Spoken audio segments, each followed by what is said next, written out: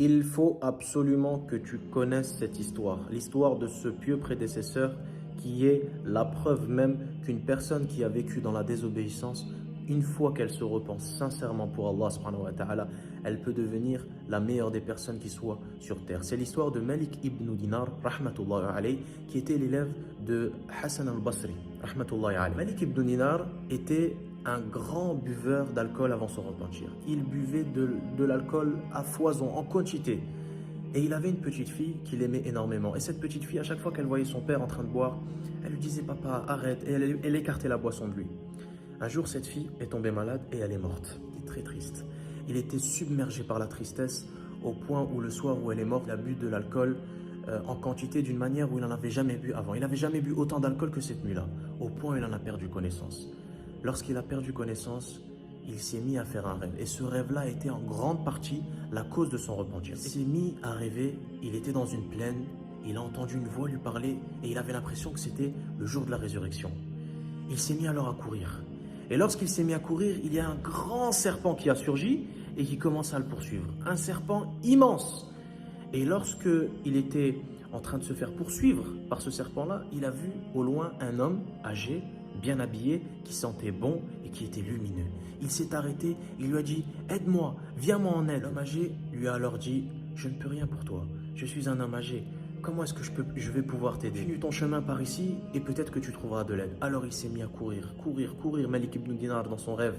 Et en face de lui, il a vu un grand mur de feu. Et là, tout à coup, lui est réapparu l'homme âgé. Et il lui a dit « Regarde, derrière moi, il y a le serpent. Devant moi, il y a le mur de feu. Comment vais-je faire pour m'en sortir ?»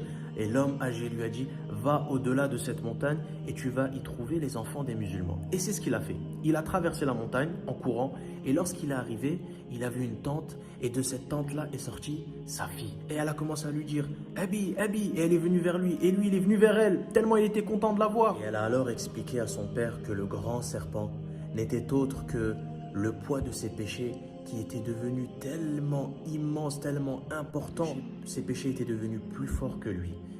Et ces péchés-là, eh bien ce serpent-là, il le menait vers quoi? Vers le feu.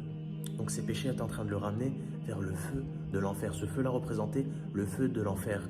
Et l'homme âgé représentait tout simplement ses actions, ses bonnes actions, ses actions sincères qu'il avait fait pour Allah, mais qui étaient tellement faibles, tellement peu, eh bien qu'elles étaient sous la forme d'un homme âgé et qui ne pouvait pas l'aider face à ses péchés. Subhanallah. Ensuite, elle a pris son père et elle lui a récité ce verset-là qui est incroyable. N'est-il pas venu le moment pour ceux qui ont cru de faire preuve de crainte et de piété en invoquant Allah subhanahu wa ta'ala?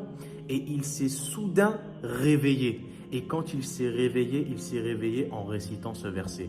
Allahu Akbar. À partir de ce moment-là, il s'est levé, il a fait ses grandes ablutions, il s'est dirigé vers la mosquée. Et à ce moment-là, qu'est-ce qui s'est passé? Il est rentré dans la salat, car c'était à ce moment-là qu'ils étaient en train de prier à la mosquée.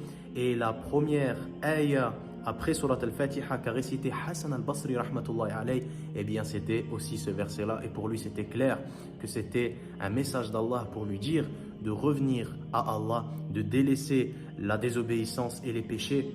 Et par la suite, Malik ibn Dinar est devenu un pieux parmi les pieux, un savant parmi les savants de notre religion. Allahu Akbar.